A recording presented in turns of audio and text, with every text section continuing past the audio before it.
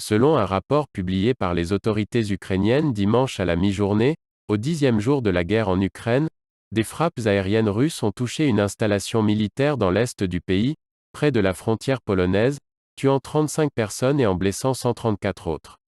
La base militaire de Yavoriv, située à 40 km au nord de Lviv, était l'un des principaux lieux d'exercice militaire conjoint avec l'OTAN.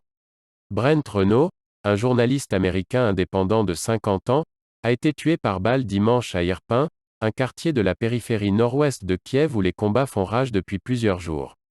Il est le premier journaliste étranger à être tué depuis le début de l'invasion russe le 24 février.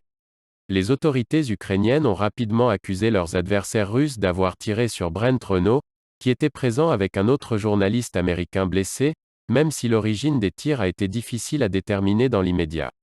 Nous consultons les Ukrainiens pour voir comment cela s'est passé, a déclaré Jake Sullivan, le conseiller à la sécurité nationale du président américain Joe Biden, sur CBS, décrivant le meurtre comme choquant et horrible.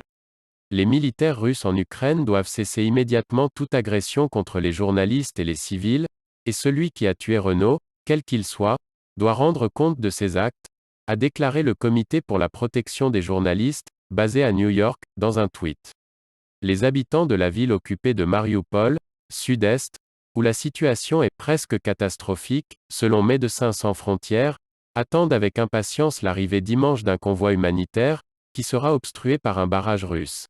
Alors que la mairie fait état de plus de 2100 morts, le Comité international de la Croix-Rouge a mis un terme à un scénario cauchemardesque.